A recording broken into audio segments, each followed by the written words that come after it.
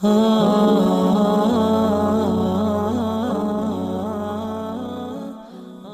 صحابی ہے، یا رسول اللہ تنگی ہے رزق کی، کوئی وظیفہ بتائیں۔ کتنے لمبے لمبے وظیفے لوگ پڑھ رہے ہیں کہ کاروبار کھل جائے اور روزی بڑھ جائے، کتنے لمبے چوڑے، کتنے کتابوں میں ایڈے ایڈے بڑے وظیفے لکھے پہ پڑھوں گے بندہ بڈھا ہو جائے۔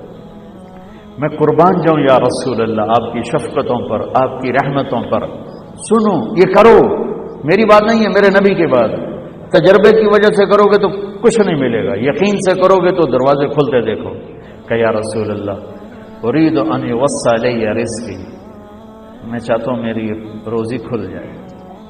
تو آپ نے کہا ادم علی الطہارہ یوسع لیک رزقک، تو باوضو رہا کر تیرا رزق کھل جائے۔ کوئی زور لگتا ہے وضو؟ تمہارے یہاں تو سردی ہوتی ہی کوئی نہیں کہ بھئی ٹھنڈا پانی ہے کیسے وضو، یہ تو ہمارے لیے مسئلہ ہے کہ بھئی ٹھنڈا پانی ہے کیسے وضو کرو۔ وہ ہمارے گاؤں کا مراسی مجھے مل گیا، میں نے کہا چل نماز پڑھے گی، نہیں جی میاں جی سردی بڑی نہ لے جاؤ، سردی بڑی، مراسیوں کو سردی زیادہ لگتی۔ میں کہا نہیں آج تک نماز پڑھا کے چھڑنا ہے۔ میں اس کو لے کے جب وہ ٹوٹی پہ بیٹھا نا، جو ہی ہاتھ پہ پانی، حالے ہو ٹھنڈا پانی، حالے ہو ٹھنڈا پانی۔ تمہارے لیے تو یہ مسئلہ بھی نہیں کہ ٹھنڈا پانی۔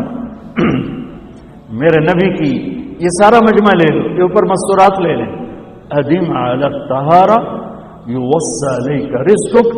میرے نبی نے فرمایا باوضو رہنا شروع کر دے، اللہ تیرا رزق کھول دے گا۔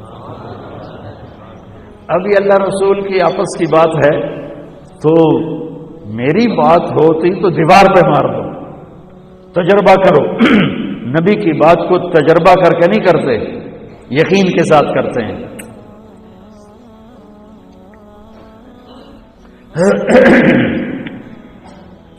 ادم علی الطہارہ یوسع لیک رزقک، باوضو رہا کر۔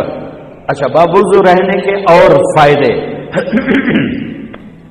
اللہ پیار کرتا ہے، شیطان ڈرتا ہے، اور وضو ہو